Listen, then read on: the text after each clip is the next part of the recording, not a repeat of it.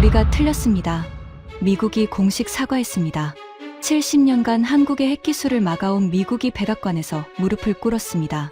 트럼프 대통령이 직접 발표한 한미 핵동업 5대5 협정. 전 세계가 얼어붙었습니다. 일본은 패닉에 빠졌고 중국은 비상이 걸렸습니다. 그런데 가장 충격적인 건 따로 있었습니다. 미국 국방부 28년 경력의 핵 전문가가 직접 쓴 보고서. 거기엔 미국조차 인정할 수밖에 없었던 한국의 압도적 기술력이 담겨 있었습니다. 그 충격적인 전말을 지금 공개합니다. 시작하기 전 구독과 좋아요, 그리고 대한민국 화이팅 댓글로 한국을 응원해주세요. 러시아가 우라늄 수출을 전면 중단했습니다. 미국 핵발전소 104기가 2년 내 연료 고갈 위기에 처했죠. 국방부 핵전략실에 비상이 걸렸습니다. 농축 우라늄 비축량은 18개월치. 그 이후는 암흑이었습니다. 그 직후 백악관에서 긴급회의가 소집됐습니다. 15명의 고위 관리가 한자리에 모였죠. 에너지부 장관, 국방부 차관, 국무부 핵비확산 담당, CIA 분석국장까지. 이 멤버가 동시에 모이는 건 쿠바 미사일 위기 이후 처음이었습니다. 바로 그 자리에서 전례 없는 제안이 나왔습니다. 한국에게 우라늄 농축권을 넘기자. 회의실이 발칵 뒤집혔습니다. 저는 마이클 콜린스입니다. MIT에서 핵물리학 박사를 받았고 국방부 핵전략실에서 28년을 일했습니다. 핵비확산 조약의 설계자 중 한 명이었죠. 그리고 20년 전 한 한국인 과학자를 미국에서 추방시킨 장본인입니다. 백악관 지하 벙커 회의실이었습니다. 형광등 불빛이 차갑게 내리쬐고 있었죠. 벽면의 대형 스크린에는 세계 우라늄 공급망 지도가 떠 있었습니다. 붉은색이 러시아였습니다. 그 붉은색이 지도의 절반을 뒤덮고 있었죠. 숫자가 나타났습니다. 미국 자체 농축 점유율 4%, 러시아 46%, 중국 급상승 중. 저는 그 숫자를 보며 손이 떨렸습니다. 28년간 핵안보를 담당하면서 이런 상황은 처음이었죠. 리처드 해밀턴 에너지부 장관이 먼저 입을 열었습니다. 현실을 직시해야 합니다. 그의 목소리는 낮았지만 단호했습니다. 우리는 지금 러시아에 목줄을 잡혀 있습니다. 자체 농축 시설 가동까지 최소 4년. 그 사이에 발전소 절반이 멈춥니다. 회의실에 침묵이 흘렀습니다. 누구도 반박하지 못했죠. 숫자가 너무 명확했으니까요. 유럽은 이미 손을 들었습니다. 해밀턴 장관이 계속했습니다. 프랑스도, 독일도 러시아 연료 없이는 못 버팁니다. 일본은 자체 시설 가동률이 12%에 불과하고요. 12%. 저는 그 숫자에 미간을 찌푸렸습니다. 일본의 로카쇼 재처리 시설. 30년 넘게 운영했지만 제대로 돌아간 적이 없었죠. 대안이 필요합니다. 해밀턴 장관이 새 문서를 펼쳤습니다. 한국과의 우라늄 농축 동업안입니다. 5대5 파트너십. 한국이 농축하고 우리가 구매하는 구조죠. 한국. 그 단어가 나오자 회의실 공기가 달라졌습니다. 몇몇이 코웃음을 쳤고 몇몇은 황당하다는 표정을 지었죠. 저는 가슴이 철렁 내려앉았습니다. 한국이라고요? 20년 전 그 기억이 떠올랐습니다. 제가 직접 추방시킨 한국인 과학자, 박정민. 그 이름이 머릿속에서 맴돌았죠. 장관님. 제임스 워커 상무부 장관이 손을 들었습니다. 그의 얼굴은 불그락푸르락했죠. 지금 농담하시는 겁니까? 워커 장관의 목소리가 회의실에 울려 퍼졌습니다. 그는 일본 로비의 핵심 인물이었죠. 도쿄와의 파이프라인을 20년 넘게 유지해 온 사람이었습니다. 한국은 1974년 협정으로 농축이 금지된 나라입니다. 일본도 못 받은 권한을 한국에게 준다고요? 워커 장관이 테이블을 쳤습니다. 쿵 하는 소리가 났죠. 아시아 질서가 무너집니다. 일본이 가만히 있겠습니까? 저는 속으로 고개를 끄덕였습니다. 맞는 말이었죠. 1974년 한미 원자력협정 이후 한국의 우라늄 농축과 재처리는 완전히 금지됐습니다. 그게 50년간 유지된 원칙이었어요. 하지만 해밀턴 장관은 물러서지 않았습니다. 원칙이요? 그가 반문했습니다. 원칙대로 했으면 지금 이 상황이 됐겠습니까? 러시아의 46%를 의존하는 게 원칙입니까? 회의실이 술렁였습니다. 한국은 바라카 원전을 UAE에 수출했습니다. 해밀턴 장관이 자료를 띄웠습니다. 54개월 만에 완공. 세계 최단 기록이죠. 프랑스는 120개월, 핀란드는 170개월 걸렸습니다. 54개월. 저는 그 숫자를 메모했습니다. 인상적이긴 했죠. 하지만 원전 건설과 농축은 완전히 다른 문제였습니다. 그건 건설 속도일 뿐입니다. 제가 처음으로 입을 열었습니다. 농축은 군사 기술과 직결됩니다. 한국에게 농축권을 주는 건 핵무장의 문을 열어주는 겁니다. 해밀턴 장관이 저를 바라봤습니다. 그의 눈빛이 날카로웠죠. 콜린스 박사. 그가 제 이름을 불렀습니다. 당신이 20년 전에 추방시킨 그 한국인 과학자. 지금 어디 있는지 아십니까? 심장이 멈추는 것 같았습니다. 손에 땀이 흘렀죠. 목이 바짝 말랐습니다. 무슨 말씀이신지. 박정민 박사. 해밀턴 장관이 이름을 말했습니다. 당신이 기술 유출 혐의로 추방시킨 사람. 지금 한국 핵잠수함 프로젝트 총괄입니다. 회의실이 조용해졌습니다. 모든 시선이 저에게 쏠렸죠. 저는 아무 말도 할 수 없었습니다. 가슴이 쿵쾅쿵쾅 뛰었습니다. 박정민. 그 이름을 20년 만에 다시 듣게 될 줄은 몰랐습니다. 회의는 계속됐습니다. 하지만 제 머릿속은 20년 전으로 돌아가 있었죠. 박정민의 얼굴이 떠올랐습니다. 젊고 열정적이었던 한국인 과학자. MIT에서 함께 연구했던 동료였죠. 콜린스 박사. 워커 장관의 목소리가 저를 현실로 끌어냈습니다. 당신 의견은 어떻습니까? 한국에게 농축권을 줘야 한다고 생각합니까? 저는 잠시 망설였습니다. 그리고 고개를 저었죠. 안 됩니다. 제 목소리는 단호했습니다. 한국은 여전히 비확산 조약의 감시 대상입니다. 농축 기술을 넘기면 통제가 불가능해집니다. 워커 장관이 고개를 끄덕였습니다. 그의 얼굴에 만족스러운 표정이 떠올랐죠. 보십시오. 핵비확산의 전문가도 반대합니다. 워커 장관이 해밀턴 장관을 봤습니다. 일본을 먼저 고려해야 합니다. 로카쇼 시설이 있잖습니까? 플루토늄 45톤을 보유한 나라입니다. 45톤이 있어도 뭘 합니까? 사라첸 국무부 아태 수석이 끼어들었습니다. 그녀는 중립적인 입장이었죠. 30년간 재처리 시설을 돌려도 가동률 12%입니다. 일본은 기술이 있어도 실행 능력이 없어요. 숫자가 스크린에 떴습니다. 일본 로카쇼 가동률 12%, 연간 계획 대비 실제 처리량 8%, 누적 지연 기간 22년. 저는 그 숫자를 봤습니다. 부정할 수 없는 현실이었죠. 일본은 30년간 약속만 하고 실행은 못했습니다. 하지만 한국은 다릅니다. 사라첸이 계속했습니다. 원전 26기를 가동 중이고 연료 생산 공정 자동화율이 80%입니다. 품질 관리 자동 검사 비율 85%, 80%. 저는 펜을 멈췄습니다. 그건 미국보다 높은 수치였죠. 과장입니다.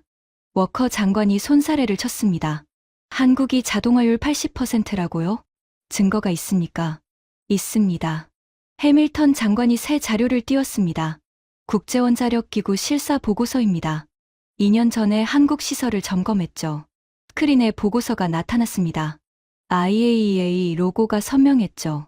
한국 핵연료 생산 시설 평가, 자동화율 82%, 불량률 0.3%, 세계 최고 수준. 저는 눈을 의심했습니다. 0.3%라고요? 미국이 0.5%, 프랑스가 0.6%인데 한국이 0.3%. 이건 제가 중얼거렸습니다. 말이 안 됩니다. 한국이 언제 이렇게. 콜린스 박사. 해밀턴 장관이 저를 봤습니다. 당신이 20년 전에 추방시킨 그 한국인들. 그들이 돌아가서 뭘 했는지 아십니까? 저는 대답하지 못했습니다. 복수했습니다. 해밀턴 장관이 말했습니다. 당신들이 문을 닫았으니까 자기들이 직접 만든 겁니다. 20년간 말이죠. 회의실이 조용해졌습니다. 저는 손을 꽉 쥐었습니다. 손톱이 손바닥에 박히는 게 느껴졌죠. 20년 전 제가 내린 결정. 그게 이런 결과를 만들었다고요? 그래도 안 됩니다. 워커 장관이 고집을 꺾지 않았습니다. 한국에게 농축권을 주면 일본이 들고 일어납니다. 아시아 동맹 체계가 무너져요. 일본이 들고 일어나면 어쩔 건데요? 사라첸이 반문했습니다. 그들이 대안을 줄 수 있습니까? 로카쇼가 제대로 돌아갑니까? 워커 장관이 입을 다물었습니다. 반박할 말이 없었죠. 더 중요한 건 이겁니다. 해밀턴 장관이 새 화면을 띄웠습니다. 한국의 조선 산업입니다. 화면에 거대한 조선소 사진이 나타났습니다. 하나오션, 현대중공업, 삼성중공업, 거제와 울산에 위치한 세계 최대 조선소들이었죠. 한국은 세계 조선 수주량의 절반을 차지합니다. 해밀턴 장관이 설명했습니다. 잠수함 번조 속도는 미국보다 25% 빠르고요. KSSIII 배치급은 60개월 만에 완성됩니다. 60개월. 미국 버지니아급이 100개월 넘게 걸리는 걸 생각하면 말도 안 되는 속도였습니다. 원자로와 조선이 결합되면 어떻게 됩니까? 해밀턴 장관이 물었습니다. 핵잠수함 자체 생산이 가능해집니다. 한국은 그걸 할 수 있는 세계 유일의 나라예요. 저는 숨을 깊이 들이쉬었습니다. 숫자들이 머릿속에서 맴돌았죠. 자동화율 80%, 건조 속도 60개월, 불량률 0.3%. 하지만 인정할 수 없었습니다. 30년간 믿어온 원칙이 있었으니까요. 한국은 기술 수입국이다. 우리가 허락해야 그들이 움직인다. 그게 제 신념이었습니다. 대통령 각하. 워커 장관이 트럼프 대통령을 봤습니다. 신중하게 결정하셔야 합니다. 한국에게 농축권을 주는 건 판도라의 상자를 여는 겁니다. 트럼프 대통령은 말이 없었습니다. 팔짱을 낀 채 스크린을 응시하고 있었죠. 핵무장으로 가면 어떻게 하시겠습니까? 워커 장관이 압박했습니다. 한국이 핵무기를 만들면 일본도 따라갑니다. 아시아 전체가 핵으로 무장하는 겁니다. 그건 기우입니다. 사라 첸이 반박했습니다. 한국은 NPT 회원국입니다. 핵무장으로 가면 국제 제재를 받아요. 제재가 통할까요? 해밀턴 장관이 새 자료를 꺼냈습니다. 최근 연구 결과입니다. 핵무장 제재를 받은 8개국의 70년 데이터를 분석했죠. 화면에 그래프가 나타났습니다. 1인당 GDP가 25% 이상 폭락한 사례는 군사 공격을 받은 이라크뿐이었습니다. 파키스탄은 2년 내 정상화됐고 인도는 제재 기간에도 수출이 증가했어요. 저는 그 데이터를 봤습니다. 충격적이었죠. 제재가 생각만큼 효과가 없다는 뜻이었으니까요. 더 중요한 건 한국의 위치입니다. 해밀턴 장관이 강조했습니다. 세계 12위 경제 규모, 반도체 세계 점유율 60%, 전기차 배터리 30%, 조선 수주량 50%, 숫자들이 스크린에 떴습니다. 한국을 제재하면 미국 자신도 흔들립니다. 첨단 산업과 군수 조달 체계가 무너져요. 워커 장관의 얼굴이 굳어졌습니다. 그럼 어쩌란 말입니까? 그냥 넘기란 겁니까? 협력하자는 겁니다. 해밀턴 장관이 단호하게 말했습니다. 한국은 우리가 통제할 대상이 아닙니다. 함께 설계할 파트너예요. 회의실이 양분됐습니다. 찬성파와 반대파가 팽팽하게 맞섰죠. 저는 그 사이에서 복잡한 신경이었습니다. 20년 전 제가 추방시킨 박정민. 그가 지금 한국 핵잠수함 프로젝트를 이끌고 있다고요? 그 사실이 머릿속에서 떠나지 않았습니다. 회의가 잠시 휴식에 들어갔습니다. 저는 복도로 나왔죠. 창밖으로 워싱턴의 하늘이 보였습니다. 흐린 날씨였어요. 마치 제 마음 같았죠. 20년 전. 그때 저는 젊은 핵물리학자였습니다. MIT에서 박사 학위를 막 받았고 국방부 핵전략실에 갓 입성한 신참이었죠. 박정민을 처음 만난 건 MIT 연구실이었습니다. 그는 한국에서 온 유학생이었죠. 눈빛이 맑고 열정적이었습니다. 소형 원자로 설계에 미쳐 있었어요. 콜린스. 그가 저를 불렀습니다. 한국식 영어였지만 또렷했죠. 언젠가 한국도 자체 원자로를 만들 겁니다. 다른 나라에 의존하지 않는 진짜 기술 말이에요. 저는 웃었습니다. 한국이요? 아직 멀었죠. 미국이나 러시아 기술 없이는 불가능해요. 박정민은 고개를 저었습니다. 아닙니다. 할 수 있어요. 시간이 좀 걸리겠지만 반드시 해낼 겁니다. 그의 눈빛은 진지했습니다. 농담이 아니었죠. 저는 그때 그 말을 대수롭지 않게 넘겼습니다. 한국이 미국을 따라잡는다고요? 말도 안 되는 꿈이라고 생각했죠. 박정민은 MIT에서 5년간 연구했습니다. 소형 모듈 원자로 설계의 천재였죠. 그가 만든 개념 설계도는 지금까지도 교과서에 실릴 정도입니다. 하지만 문제가 생겼습니다. 2005년 어느 날이었죠. 국방부에서 연락이 왔습니다. 박정민이라는 한국인 연구원을 아십니까? 네, 동료입니다. 왜요? 기술 유출 혐의가 있습니다. 저는 충격을 받았습니다. 박정민이 기술을 유출했다고요? 믿을 수 없었죠. 조사가 시작됐습니다. FBI가 그의 연구실을 뒤졌고 컴퓨터를 압수했습니다. 박정민은 며칠간 신문을 받았죠. 결과는 무혐의였습니다. 기술 유출의 증거는 없었죠. 하지만 문제는 끝나지 않았습니다. 콜린스 박사, 국방부 상관이 저를 불렀습니다. 박정민의 비자 연장을 막아야 합니다. 공식적으로는 무혐의지만 리스크가 너무 큽니다.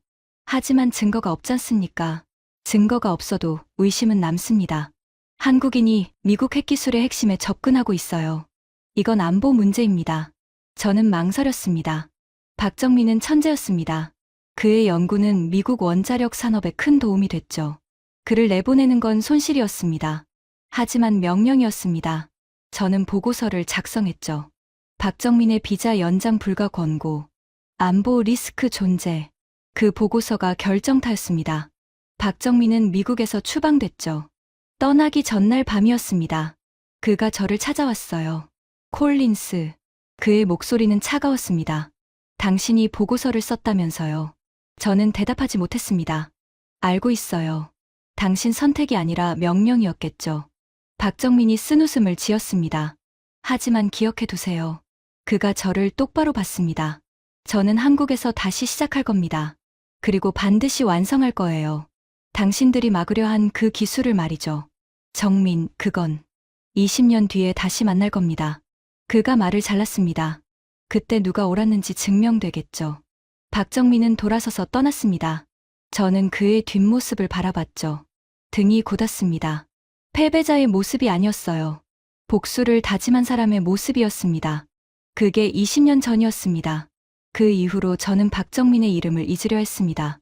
죄책감 때문이었죠. 그가 무고했다는 걸 알면서도 추방시켰으니까요. 하지만 지금 해밀턴 장관이 말한 그 이름, 박정민, 한국 핵잠수함 프로젝트 총괄. 20년 전 그가 한 말이 떠올랐습니다. 20년 뒤에 다시 만날 겁니다. 그 예언이 현실이 되려 하고 있었습니다. 저는 창밖을 바라봤습니다. 손이 떨렸죠. 가슴이 답답했습니다. 20년간 외면해 온 죄책감이 한꺼번에 밀려왔습니다. 박정민. 그가 정말 해냈다고요? 미국이 막으려 한 그 기술을 한국에서 완성했다고요? 저는 주먹을 꽉 쥐었습니다. 믿고 싶지 않았습니다. 하지만 숫자들이 말해주고 있었죠. 자동화율 80%, 불량률 0.3%, 건조 속도 60개월. 한국은 이미 준비를 끝낸 것 같았습니다. 20년간. 단 하루도 쉬지 않고 회의가 재개됐습니다. 저는 자리에 앉았지만 머릿속은 복잡했죠. 박정민의 얼굴이 계속 떠올랐습니다. 결론을 내려야 합니다. 트럼프 대통령이 처음으로 입을 열었습니다. 그의 목소리는 낮고 무거웠죠. 찬반 의견을 들었습니다. 하지만 결정하기 전에 확인이 필요합니다. 대통령이 해밀턴 장관을 봤습니다. 한국의 기술력, 정말 그 정도입니까? 숫자가 아니라 현장에서 확인해야 합니다. 실사팀을 보내겠습니다. 해밀턴 장관이 답했습니다.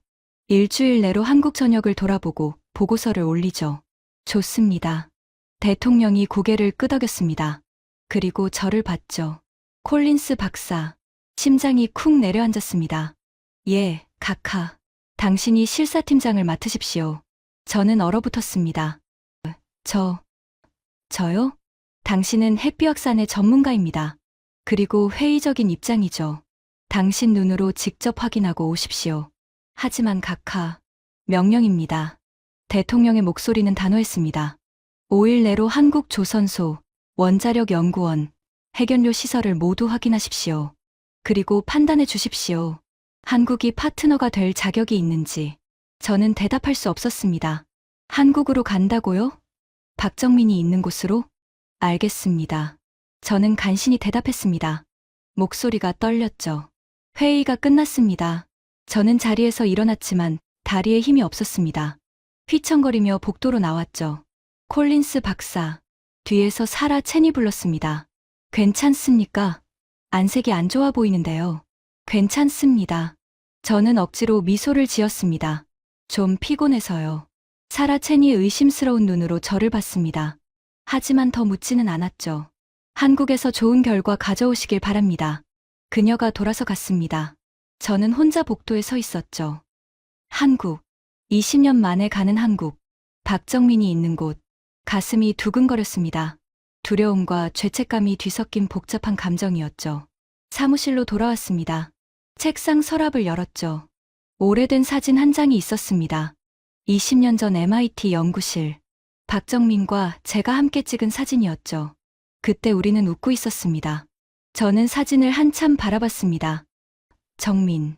저는 중얼거렸습니다. 내가 정말 해냈다면 내가 뭐라고 해야 할까? 사진을 서랍에 다시 넣었습니다. 컴퓨터를 켜고 항공편을 검색했죠. 내일 아침 인천행 직항이 있었습니다. 예약 버튼을 눌렀습니다. 돌아갈 수 없는 다리를 건너는 기분이었죠. 14시간 뒤면 한국에 도착합니다. 그곳에서 뭘 보게 될까요?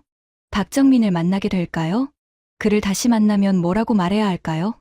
20년간 피해왔던 질문들이 한꺼번에 밀려왔습니다. 저는 눈을 감았습니다. 창밖으로 워싱턴의 저녁 하늘이 보였습니다. 붉게 물들고 있었죠. 내일이면 새로운 세계와 마주하게 될 것입니다. 제가 틀렸다는 걸 인정해야 할지도 모릅니다. 30년간 믿어온 신념이 무너질 수도 있죠. 하지만 확인해야 했습니다. 제 눈으로 직접 봐야 했어요. 한국이 정말 그렇게 대단한지, 아니면 그저 과장된 숫자 노름인지. 저는 가방을 쌌습니다. 손이 떨렸지만 멈추지 않았죠. 한국으로 갑니다. 20년 전 제가 추방시킨 그 사람을 만나러, 진실을 확인하러, 그리고 어쩌면 용서를 구하러. 비행기 티켓을 출력했습니다. 내일 오전 7시 출발. 인천 도착 예정 오후 4시. 14시간의 비행. 그 시간 동안 저는 무슨 생각을 하게 될까요? 창밖의 하늘이 완전히 어두워졌습니다. 저는 코트를 입고 사무실을 나섰습니다. 공항 근처 호텔로 가야 했죠. 엘리베이터를 타고 내려가면서 휴대전화를 확인했습니다. 뉴스 알림이 떠 있었습니다. 한국 핵잠수함 프로젝트 가속화. 2년 내 첫 진수 예정. 저는 휴대전화를 주머니에 넣었습니다. 2년 내 진수.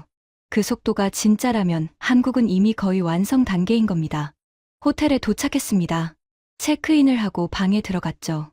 침대에 누웠지만 잠이 오지 않았습니다. 박정민의 마지막 말이 계속 떠올랐습니다. 20년 뒤에 다시 만날 겁니다. 그때 누가 옳았는지 증명되겠죠. 20년이 지났습니다. 이제 증명의 시간이 온 것 같았습니다. 저는 천장을 바라봤습니다. 어둠 속에서 생각했죠. 만약 한국이 정말 해냈다면, 만약 박정민이 정말 완성했다면, 저는 뭘 해야 할까요?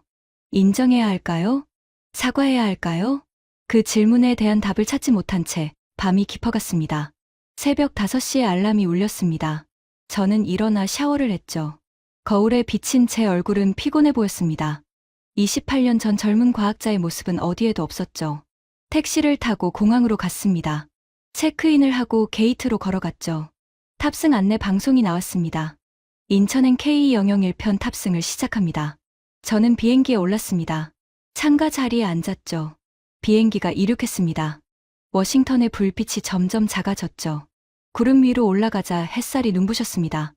14시간 뒤면 한국입니다. 20년 만입니다. 박정민. 저는 창밖을 바라보며 그 이름을 속으로 불렀습니다. 내가 정말 해냈는지 내 눈으로 직접 확인하겠다.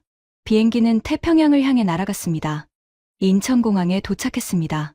14시간의 비행이 끝났죠. 시차 때문에 머리가 멍했습니다. 하지만 긴장감이 피로를 눌렀어요.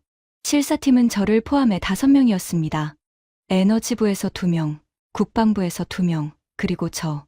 모두 핵 분야 전문가들이었죠. 공항을 빠져나오자 한국 측 담당자가 기다리고 있었습니다. 환영합니다. 콜린스 박사님. 젊은 남자가 악수를 청했습니다. 30대 초반으로 보였죠. 저는 산업통상자원부 이준혁 과장입니다. 5일간 일정을 안내해 드리겠습니다. 감사합니다. 저는 형식적으로 악수했습니다. 일정이 빠듯하니 바로 출발하겠습니다. 첫 번째 목적지는 거제 하나오션 조선소입니다. 거제, 한국 조선업의 심장이었죠. 세계 최대 조선소가 있는 곳입니다.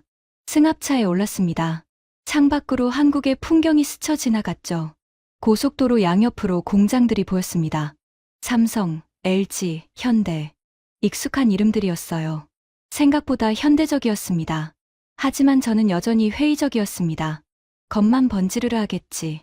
속으로 생각했죠. 실제 기술력은 다를 겁니다. 4시간을 달려 거제에 도착했습니다. 바다가 보였죠. 겨울 바람이 차가웠습니다. 안개가 자욱하게 끼어 있었어요. 조선소 정문을 통과했습니다. 하나오션이라는 간판이 보였죠. 거대한 크레인들이 하늘을 찌르고 있었습니다. 저는 낡은 시설을 예상했습니다. 녹슨 철골과 오래된 장비들.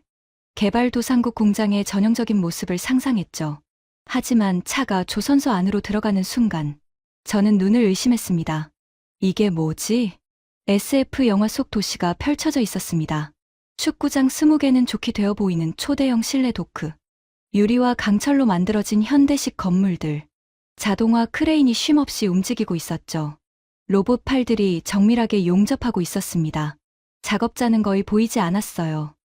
이게 제 입에서 절로 말이 나왔습니다. 조선소라고요? 네. 이준혁 과장이 담담하게 대답했습니다. 하나오션 거제 조선소입니다. 세계 최대 규모죠. 차가 멈췄습니다. 문이 열리자 한 남자가 다가왔습니다. 40대 초반으로 보였죠. 검은색 정장에 날카로운 눈빛을 가지고 있었습니다. 환영합니다. 콜린스 박사님. 그가 손을 내밀었습니다. 저는 하나오션 김현우 부사장입니다. 오늘 시설을 안내해 드리겠습니다. 감사합니다. 저는 악수를 했습니다. 그의 손이 단단했죠. 먼저 전체 현황을 브리핑하고 현장을 둘러보시겠습니다. 김현우 부사장의 목소리는 자신감으로 가득했습니다.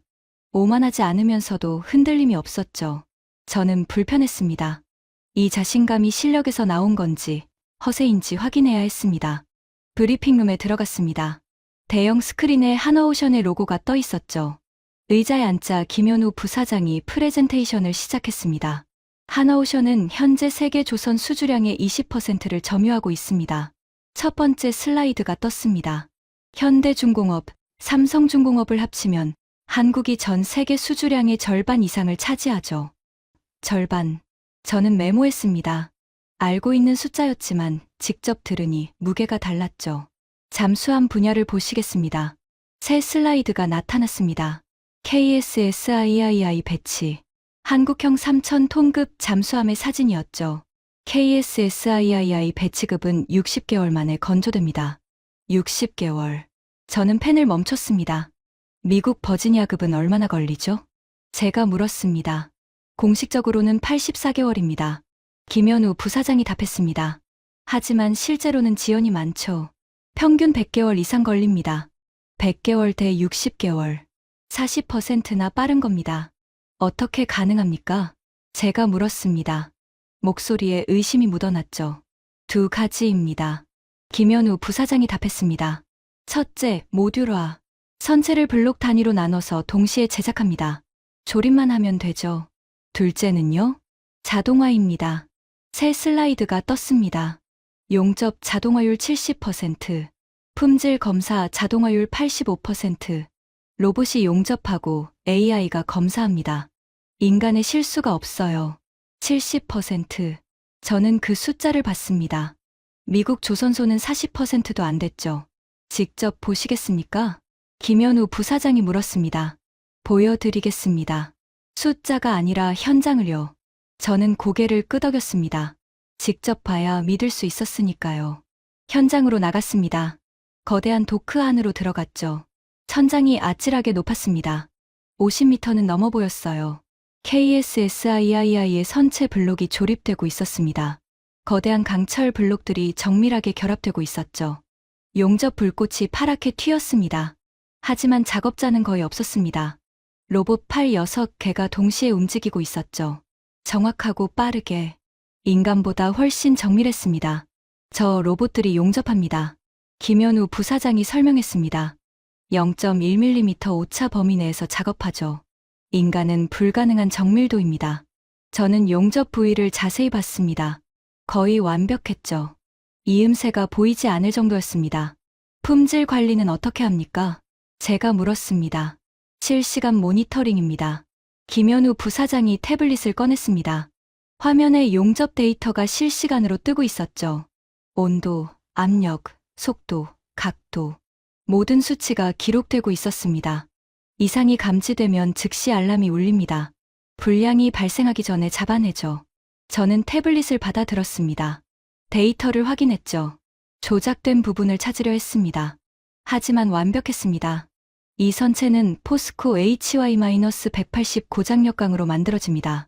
김현우 부사장이 샘플을 보여줬습니다. 검은색 금속 조각이었죠. 일반 잠수함용 강제보다 30% 더 강하고 40% 더 가볍습니다. 인장 강도는요? 제가 물었습니다. 1400메가파스칼입니다. 저는 숨을 멈췄습니다. 1400메가파스칼?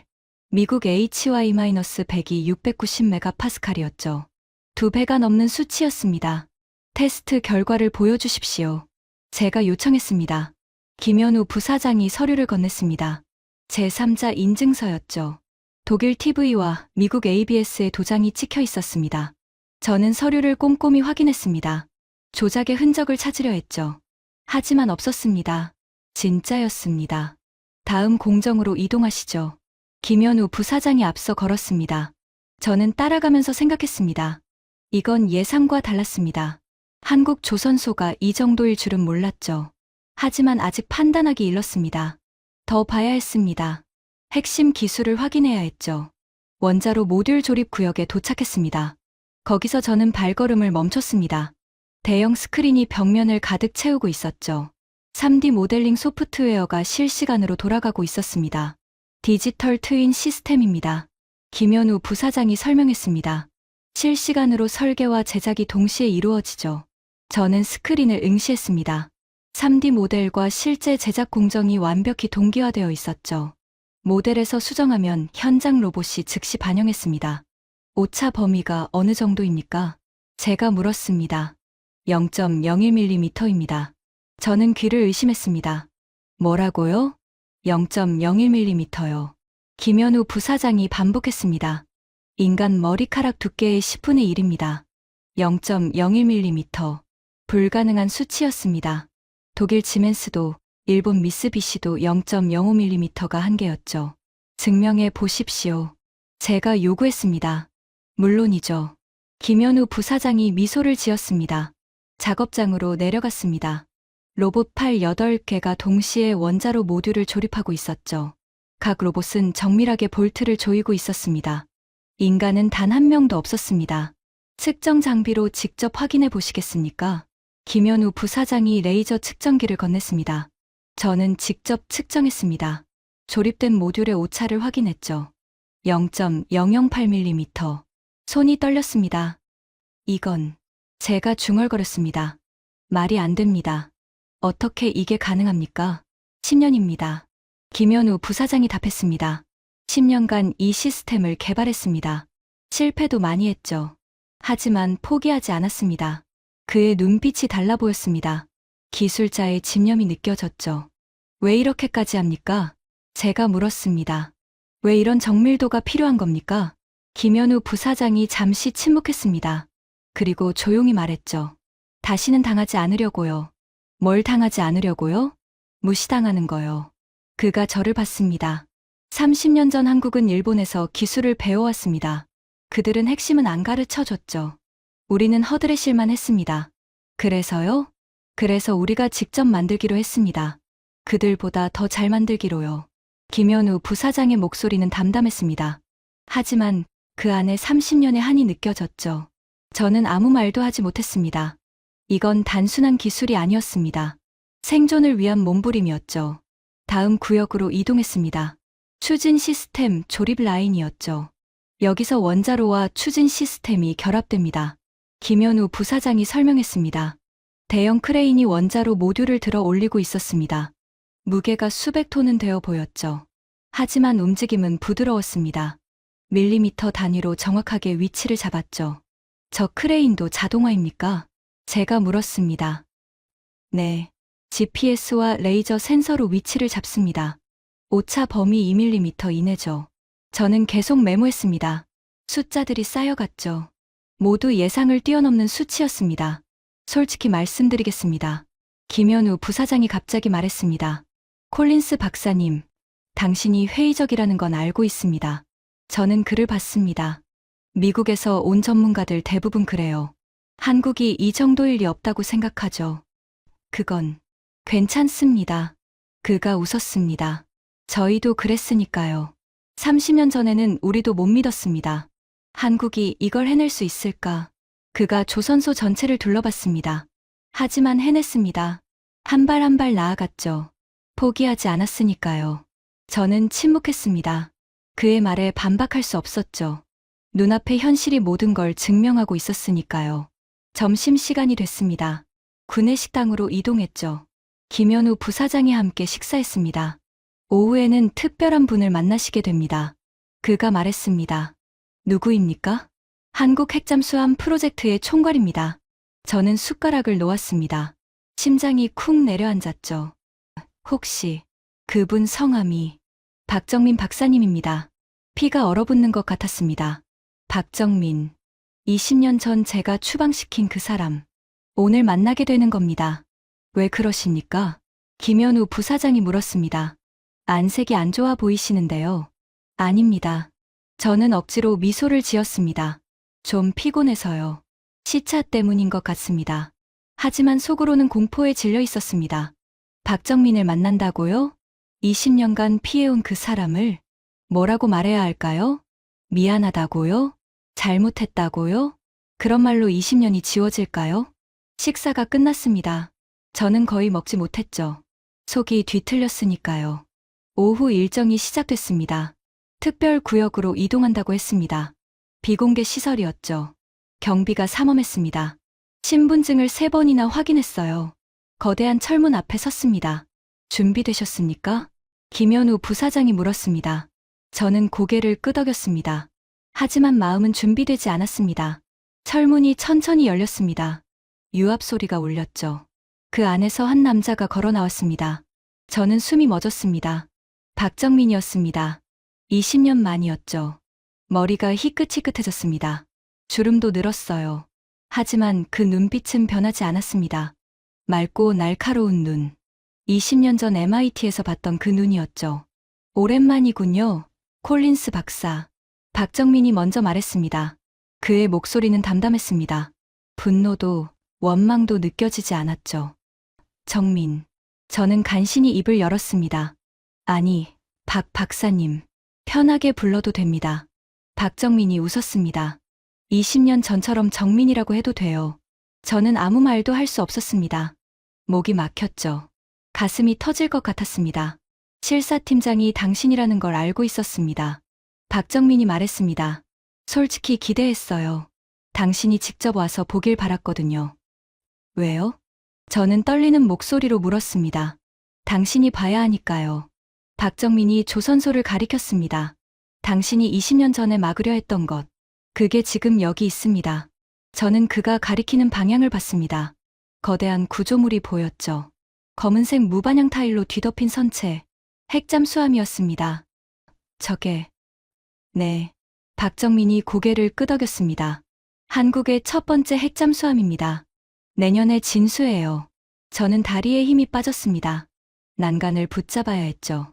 어떻게? 20년 걸렸습니다. 박정민이 말했습니다. 당신이 저를 추방한 뒤 저는 한국으로 돌아왔어요. 그리고 처음부터 다시 시작했죠. 그가 핵잠수함을 바라봤습니다. 미국이 가르쳐주지 않으면 우리가 만들면 됐습니다. 일본이 안 도와주면 우리가 개발하면 됐고요. 하지만 그게 어떻게? 포기하지 않았으니까요. 박정민이 저를 봤습니다. 당신은 저를 추방하면서 뭐라고 했죠? 한국은 영원히 기술 수입국이라고. 미국 없이는 아무것도 못한다고. 저는 고개를 숙였습니다. 그 말을 했던 기억이 났죠. 20년 전 젊고 오만했던 제가. 틀렸습니다. 박정민이 단호하게 말했습니다. 당신이 틀렸어요, 콜린스. 저는 고개를 들 수 없었습니다. 저를 보세요. 박정민이 말했습니다. 저는 천천히 고개를 들었습니다. 그의 눈과 마주쳤죠. 저는 복수하러 온 게 아닙니다. 박정민이 말했습니다. 원망도 안 해요. 당신은 명령을 따랐을 뿐이니까. 그럼 왜? 증명하려고요. 그가 말했습니다. 한국도 할 수 있다는 걸. 아니, 한국이 더 잘할 수 있다는 걸. 박정민이 핵잠수함을 가리켰습니다. 저게 증거입니다. 20년간 한국이 준비한 결과물이에요. 저는 핵잠수함을 봤습니다. 길이 100m, 직경 10m, 검은색 선체가 위압적으로 서 있었죠. 20% 전홍축 우라늄 기반입니다. 박정민이 설명했습니다. IAEA 비확산 규정을 완벽히 준수하죠. 미국식 90% 고농축이 아니에요. 연료 교체 주기는요? 제가 물었습니다. 목소리가 떨렸죠. 25년에서 32년입니다. 저는 숨을 멈췄습니다. 미국 버지니아급도 30년인데 우리는 출력을 낮추는 대신 효율을 높였습니다. 박정민이 설명했습니다. 70메가와트급 소형 모듈 원자로예요. 한 번 넣으면 30년 가까이 교체가 필요 없죠. 저는 계산기를 꺼냈습니다. 숫자를 확인했죠. 맞았습니다. 전홍축으로도 장기 운용이 가능했습니다. 작전 반경은요? 제가 물었습니다. 4,000km 이상입니다. 박정민이 답했습니다. 태평양 전체를 커버할 수 있어요. 하와이도, 괌도, 심지어 샌프란시스코도요. 4,000km. 현재 한국 디젤 잠수함의 2.5배였습니다. 건조 기간은요? 60개월입니다. 저는 펜을 놓았습니다. 더 이상 메모할 수 없었죠. 모든 숫자가 예상을 뛰어넘었습니다. 왜 이렇게까지 했습니까? 제가 물었습니다. 복수 때문은 아니라고 했잖아요. 그럼 뭐 때문입니까? 박정민이 잠시 침묵했습니다. 그리고 바다를 바라보며 말했죠. 1950년 한국전쟁 때 우리는 모든 걸 잃었습니다. 그의 목소리가 낮아졌습니다. 제 할아버지는 흥남 철수 때 겨우 살아남았어요. 맨몸으로 배에 올랐죠. 고향은 두고 왔습니다. 저는 침묵했습니다. 할아버지가 돌아가시기 전에 저한테 말씀하셨어요. 박정민이 계속했습니다. 다시는 힘이 없어서 당하지 마라. 스스로 지킬 힘을 가져라. 그가 저를 봤습니다. 그게 70년 전입니다. 70년 동안 한국은 준비했어요. 다시는 무릎 꿇지 않으려고. 70년. 저는 그 숫자를 곱씹었습니다. 한국이 70년간 이걸 준비했다고요? 당신이 저를 추방했을 때 박정민이 말했습니다. 저는 분노하지 않았습니다. 오히려 감사했어요. 감사했다고요? 네. 덕분에 깨달았거든요. 미국에 의존하면 안 된다는 걸. 박정민이 핵잠수함을 바라봤습니다. 그날 이후 저는 한국에서 처음부터 다시 시작했습니다. 20년 걸렸어요. 하지만 해냈죠. 저는 무릎이 꺾이는 것 같았습니다. 20년 전 제가 내린 결정. 그게 이런 결과를 만들었습니다. 제가 막으려 했던 기술. 박정민이 그걸 완성했습니다. 저 없이, 미국 없이. 미안합니다. 저는 고개를 숙였습니다. 20년 전, 제가 잘못했습니다. 사과는 필요 없습니다. 박정민이 말했습니다. 대신 한 가지만 해주세요. 뭐든지요. 인정해 주세요. 그가 저를 똑바로 봤습니다. 한국이 해냈다는 걸, 당신들이 틀렸다는 걸, 그거면 됩니다. 저는 고개를 들었습니다. 박정민의 눈과 마주쳤죠. 분노가 없었습니다. 원망도 없었어요. 그저 담담한 자신감만 있었습니다. 70년을 준비한 사람의 눈빛이었죠. 인정하겠습니다. 저는 대답했습니다. 한국이 해냈습니다. 제가 틀렸어요. 박정민이 미소를 지었습니다.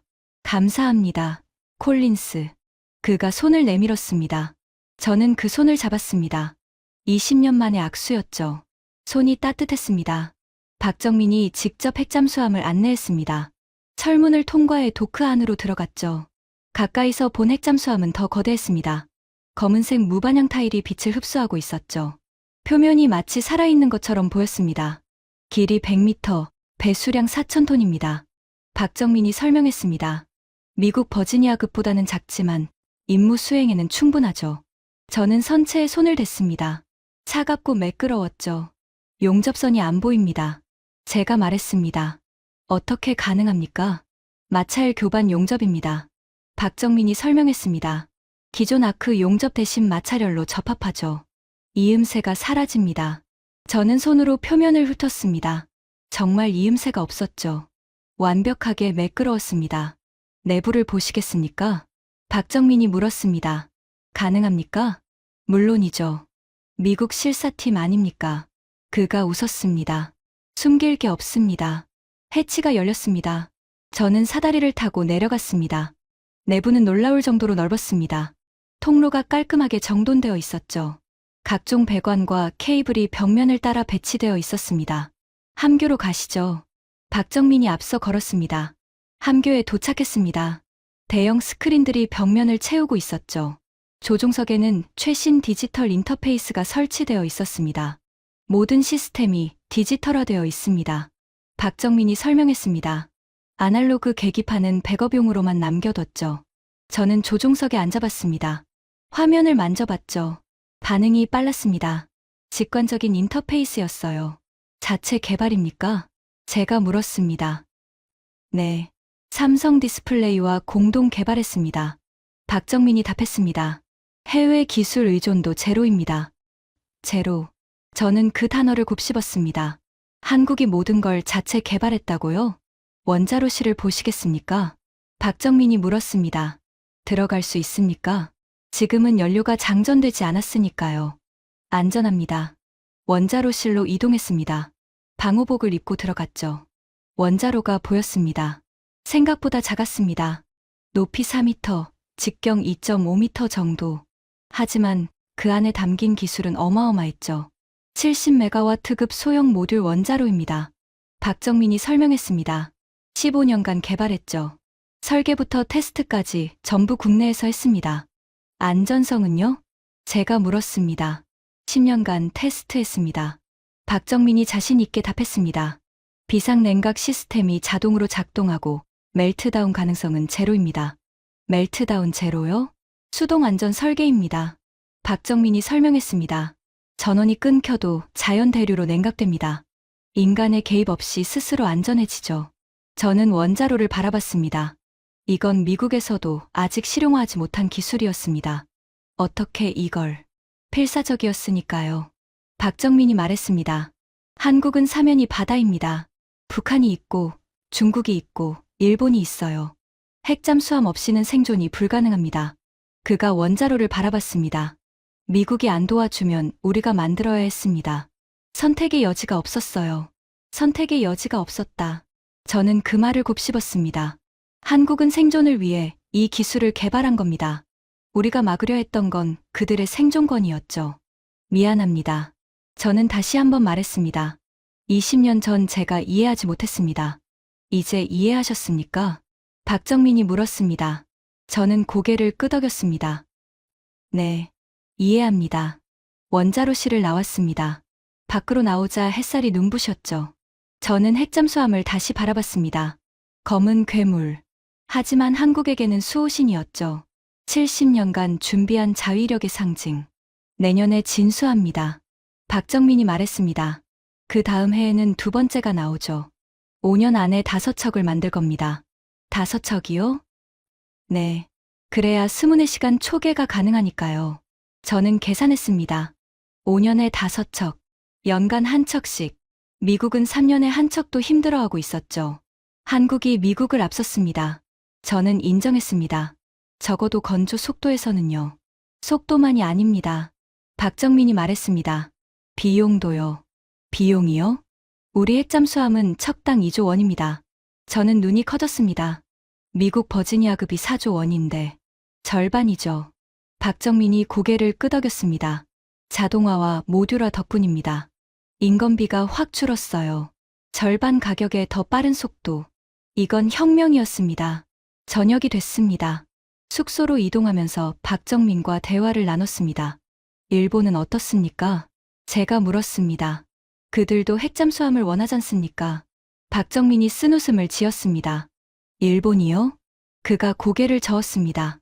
일본은 30년간 제자리입니다. 무슨 뜻입니까? 로카쇼 재처리 시설 아시죠? 네. 플루토늄 45톤을 보유한 시설이요. 맞습니다. 박정민이 말했습니다. 45톤이면 핵무기 수천 개를 만들 수 있는 양이에요. 하지만 일본은 그걸로 뭘 했습니까? 저는 대답하지 못했습니다. 아무것도 못했습니다. 박정민이 답했습니다. 30년간 시설을 돌렸지만 가동률은 12%예요. 계획 대비 실제 처리량은 8%도 안 되죠. 12%. 저는 그 숫자를 알고 있었습니다. 미국 정보기관에서도 일본의 비효율성을 지적해왔죠. 왜 그렇습니까? 제가 물었습니다. 통합이 안 되니까요. 박정민이 설명했습니다. 일본은 조선, 원자력, 방산이 전부 따로 놉니다. 미쓰비시, 가와사키, IHI가 서로 경쟁하죠. 협력이 안 돼요. 한국은 다릅니까? 완전히 다릅니다. 박정민이 자신 있게 말했습니다. 포스코 강제가 하나오션으로 들어가고 두산에너빌리티 원자로가 현대중공업 선체와 결합됩니다. 전부 연결되어 있어요. 그가 손가락을 엮어 보였습니다. 한국은 하나의 산업 생태계입니다. 국가 전체가 하나의 공장이죠. 국가 전체가 하나의 공장. 저는 그 표현을 메모했습니다. 일본은 왜 못합니까? 제가 물었습니다. 그들도 기술이 있잖아요. 기술은 있죠. 박정민이 인정했습니다. 하지만 결단이 없습니다. 결단이요? 새로운 걸 시도하는 용기요. 박정민이 설명했습니다. 일본은 완벽주의입니다. 실패를 두려워하죠. 그래서 새로운 도전을 안 해요. 기존 방식만 고집합니다. 한국은 다릅니까? 한국은 일단 해봅니다. 박정민이 웃었습니다. 실패하면 고치고 또 실패하면 또 고치죠. 그러다 보면 결국 됩니다. 일단 해본다. 저는 그 말을 곱씹었습니다. 단순하지만 강력한 철학이었죠. 구체적인 비교를 보여드릴까요? 박정민이 물었습니다. 네, 부탁합니다. 그가 태블릿을 꺼냈습니다. 화면에 비교표가 나타났죠. 한국, this 일본. 항목 한국 일본 제철이 시설 가동률 80%, 목표 12% 잠수함. 건조 기간 60개월 84개월 자동화율 70% 35% 액잠 보유 2026년 예정 계획 없음. 저는 표를 봤습니다. 숫자가 명확했죠. 일본은 왜 핵잠수함을 안 만듭니까? 제가 물었습니다. 못 만드는 겁니다. 박정민이 답했습니다. 기술적으로는 가능해요. 하지만 산업 생태계가 분절되어 있어서 실행이 안 됩니다. 미국이 도와주면요? 미국이 도와줘도 똑같습니다. 박정민이 단호하게 말했습니다. 일본의 문제는 기술이 아니에요. 시스템입니다. 의사결정이 너무 느리고 부서 간 협력이 안 되죠. 그가 저를 봤습니다. 솔직히 말씀드릴게요. 미국이 일본 대신 한국을 선택한 건 당연한 겁니다. 왜요? 일본한테 맡기면 10년이 걸려요. 한국은 3년이면 됩니다. 3년 대 10년. 저는 고개를 끄덕였습니다. 이제 이해합니다. 제가 말했습니다. 왜 백악관에서 한국을 선택했는지. 아직 선택 안 하셨잖아요. 박정민이 웃었습니다. 콜린스 박사님이 보고서를 써야 결정되죠. 저는 침묵했습니다. 그가 맞았습니다. 아직 보고서를 쓰지 않았죠. 하지만 결론은 이미 나와 있었습니다. 한국을 선택해야 합니다. 숫자가 증명하고 있었으니까요. 숙소에 도착했습니다. 박정민이 차에서 내리며 말했습니다. 내일은 원자력 연구원을 방문합니다. 소형 모듈 원자로의 본거지죠. 알겠습니다. 저는 고개를 끄덕였습니다. 콜린스 박사님. 박정민이 저를 불렀습니다. 네. 오늘 고마웠습니다. 그가 말했습니다. 뭐가요? 인정해 주셔서요. 박정민이 미소를 지었습니다. 20년 동안 기다렸습니다. 당신이 직접 와서 보고 인정해 주기로. 저는 아무 말도 하지 못했습니다. 이제 보고서 잘 써주세요. 박정민이 차에 올랐습니다. 한국의 미래가 당신 손에 달렸으니까요. 차가 떠났습니다. 저는 숙소 앞에 서서 한참을 바라봤습니다. 박정민의 마지막 말이 머릿속에 맴돌았죠. 한국의 미래가 당신 손에 달렸다. 무거운 책임감이 느껴졌습니다.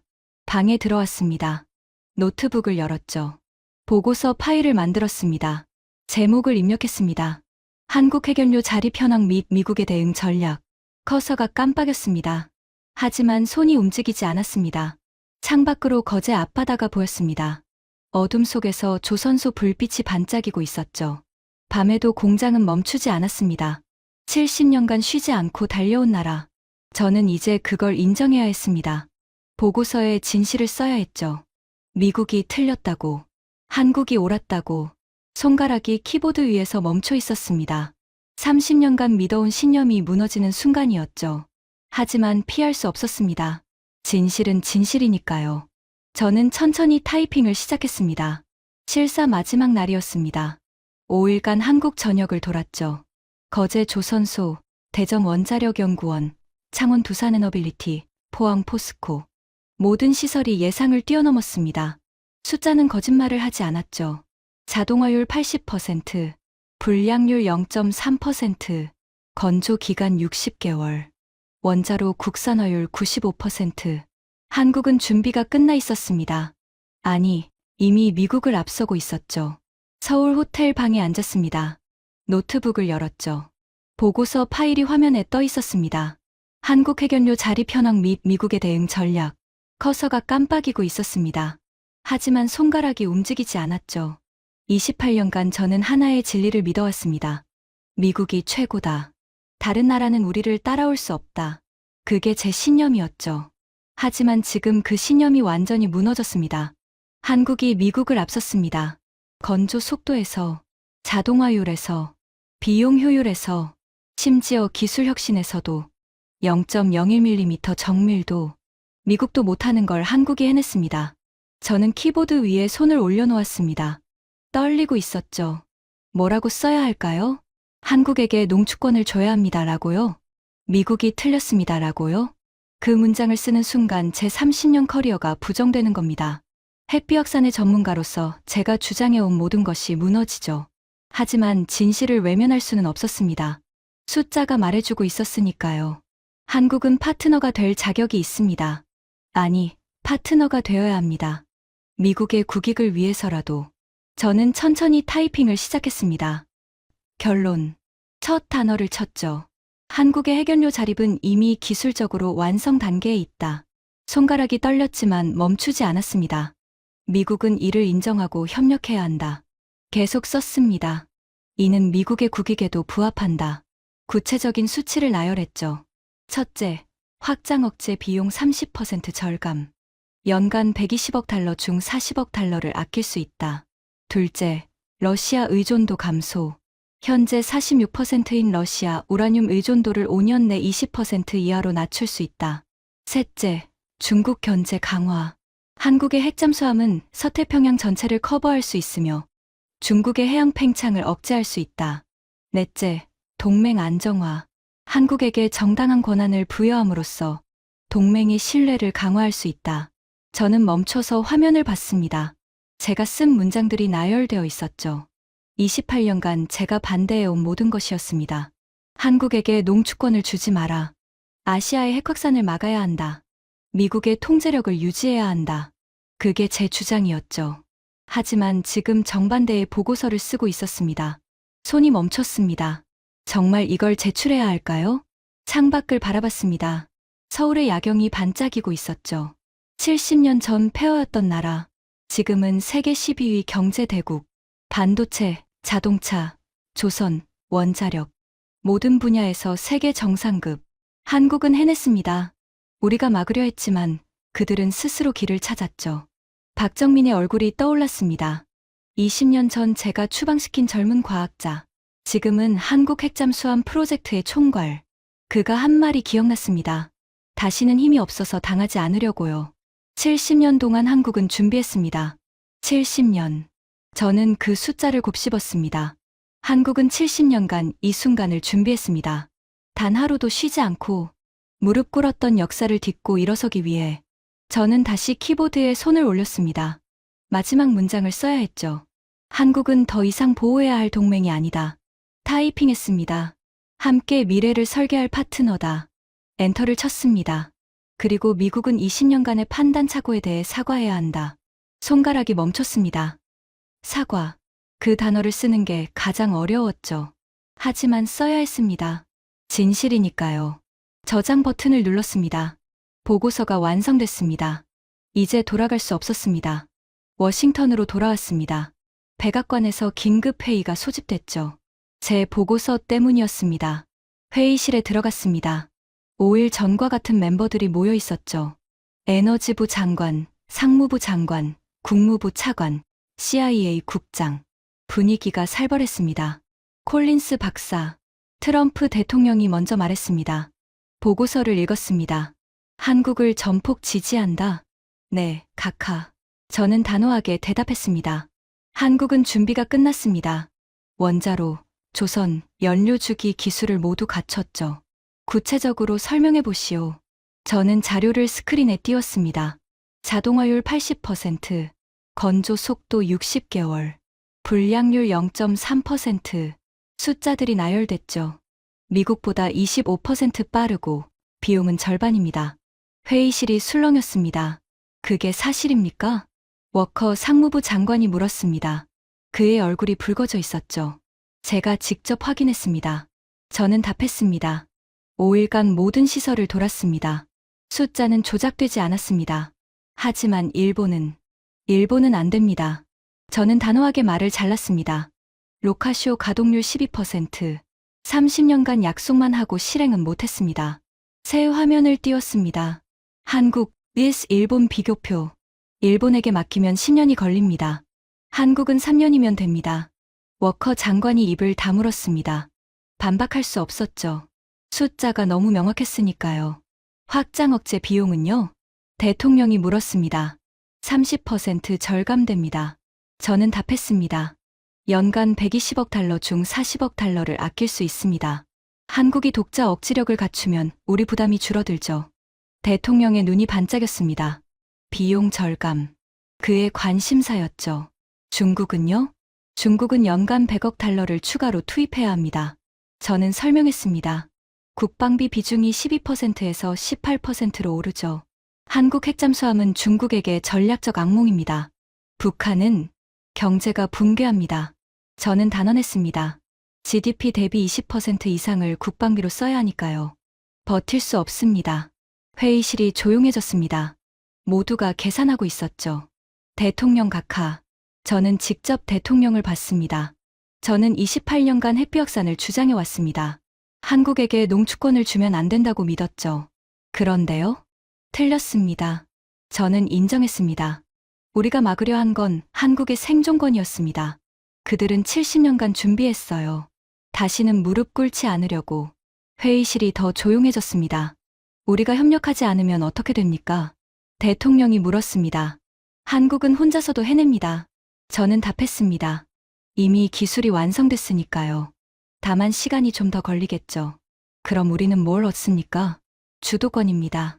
저는 강조했습니다. 지금 협력하면 한국과 함께 글로벌 핵질서를 설계할 수 있습니다. 거부하면 한국은 독자 노선을 가겠죠. 그때는 우리가 소외됩니다. 대통령이 잠시 생각했습니다. 긴 침묵이 흘렀죠. 좋습니다. 대통령이 결정했습니다. 한국과의 5대5 동업을 승인합니다. 회의실이 술렁였습니다. 각하, 워커 장관이 일어섰습니다. 일본이 가만히 있지 않을 겁니다. 일본에게 통보하십시오. 대통령이 냉정하게 말했습니다. 우리는 한국을 선택했다고. 워커 장관의 얼굴이 하얗게 질렸습니다. 그리고 대통령이 저를 봤습니다. 콜린스 박사 제안대로 하겠습니다. 어떤 제안 말씀이십니까? 공식 사과. 대통령이 말했습니다. 20년간 한국의 기술 발전을 막으려 했던 것. 그에 대해 사과하겠습니다. 저는 숨이 멎는 것 같았습니다. 미국 대통령이 한국에게 사과한다고요? 발표문을 준비하십시오. 대통령이 해밀턴 장관에게 지시했습니다. 내일 공식 성명을 내겠습니다. 회의가 끝났습니다. 저는 자리에서 일어났습니다. 다리에 힘이 없었죠. 복도로 나왔습니다. 창밖으로 워싱턴의 하늘이 보였습니다.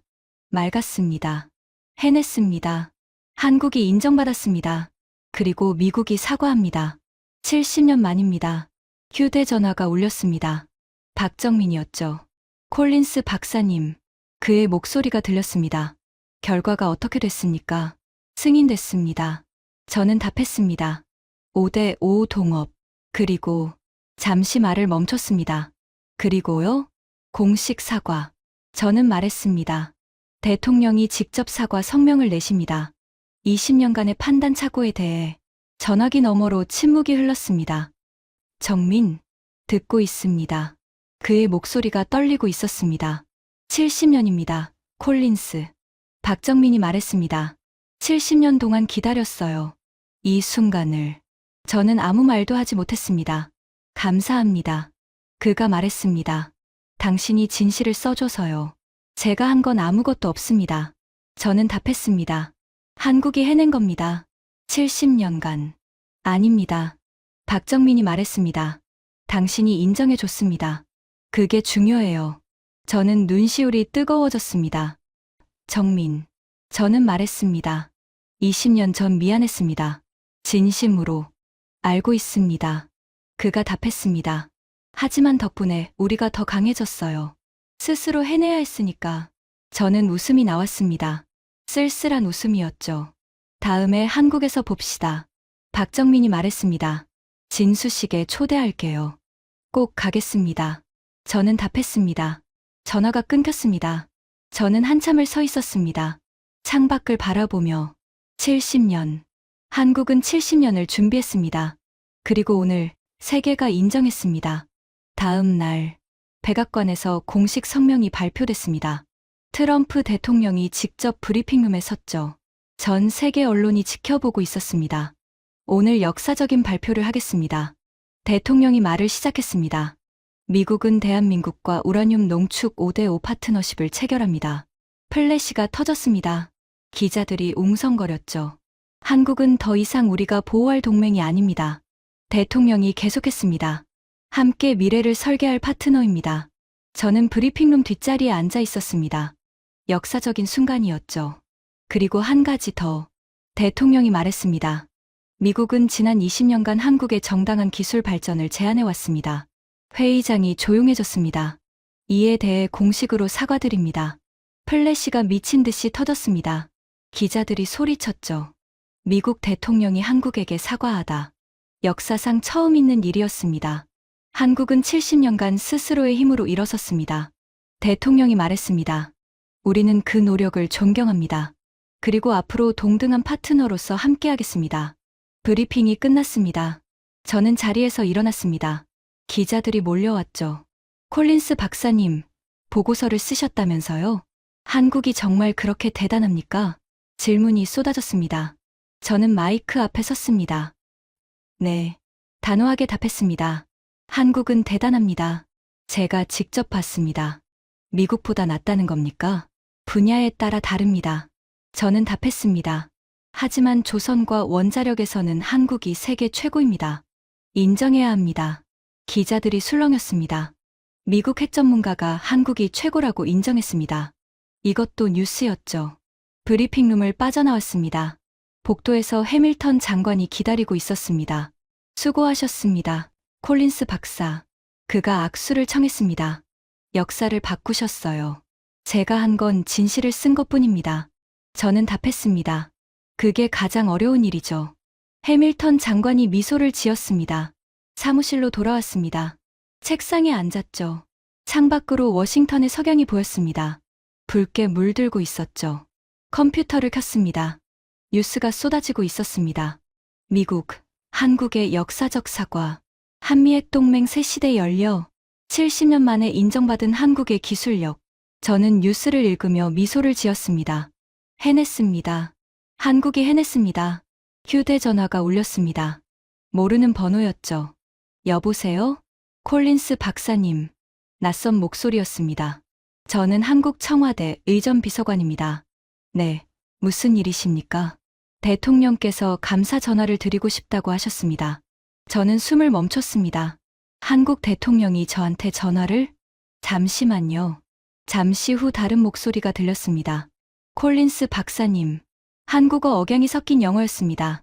대한민국 대통령입니다. 대통령 각하. 저는 자세를 고쳐 앉았습니다.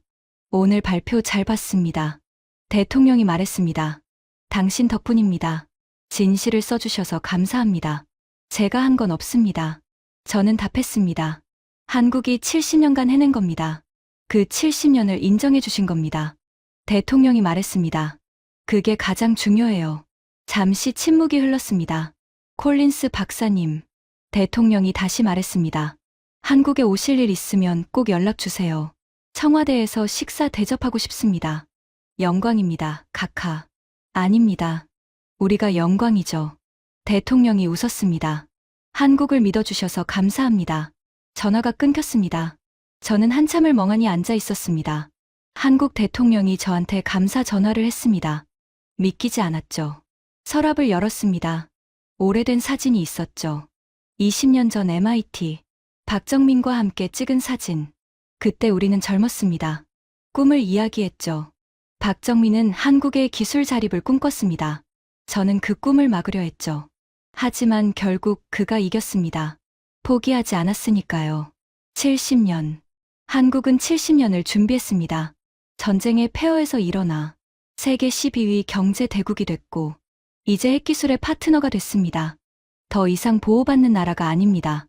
함께 미래를 설계하는 나라, 설계자. 박정민이 한 말이 떠올랐습니다. 한국은 이제 설계자입니다. 소비자가 아니라요. 맞습니다. 한국은 설계자가 됐습니다. 70년간의 준비가 결실을 맺었죠. 저는 사진을 내려다봤습니다. 20년 전 박정민의 얼굴. 맑고 열정적인 눈. 그 눈빛이 20년간 꺼지지 않았습니다. 오히려 더 강해졌죠. 정민. 저는 중얼거렸습니다. 내가 이겼어. 창밖의 석양이 완전히 저물었습니다. 밤이 왔죠. 하지만 어둡지 않았습니다. 워싱턴의 불빛이 반짝이고 있었으니까요. 저는 컴퓨터를 껐습니다. 코트를 입고 사무실을 나섰습니다. 새로운 시대가 시작됐습니다. 설계자의 시대. 한국이 만들어가는 미래. 그리고 저는 그 역사의 증인이 됐습니다. 회의적이었던 미국 관리가 한국을 인정하고 세계를 바꾸는 보고서를 쓴 그 이야기의 주인공이 됐죠. 집으로 가는 길. 저는 하늘을 올려다봤습니다. 별이 반짝이고 있었습니다. 70년 전. 한국은 모든 걸 잃었습니다. 전쟁으로 폐허가 됐죠. 하지만 포기하지 않았습니다. 한 발 한 발 나아갔습니다. 오늘 세계가 인정했습니다. 한국이 해냈다고. 그리고 미국이 사과했습니다. 20년간의 잘못을. 역사가 바뀌었습니다. 여러분, 오늘 이야기 어떠셨습니까? 한국은 70년을 준비했습니다. 단 하루도 쉬지 않고 무릎 꿇었던 그 날부터 오늘 세계 앞에 서는 이 순간까지. 이건 단순한 기술의 이야기가 아닙니다. 한 민족의 생존 의지입니다. 다시는 힘이 없어서 당하지 않겠다는 70년의 맹세. 미국의 전문가도 인정했습니다. 한국이 해냈다. 우리가 틀렸다. 이제 세계가 한국을 따라갑니다. 동맹국이 아니라 파트너로, 소비자가 아니라 설계자로. 오늘 이야기가 가슴 뭉클하셨다면 꼭 좋아요 눌러주세요. 구독과 알림 설정도 부탁드립니다. 앞으로도 대한민국의 숨겨진 이야기, 여러분 가슴을 뛰게 할 이야기 계속 가져오겠습니다. 한국, 당신들이 해냈습니다. 70년의 기다림, 오늘 결실을 맺었습니다. 다음 이야기에서 다시 만나겠습니다. 지금까지 터칭 스토리였습니다. 감사합니다.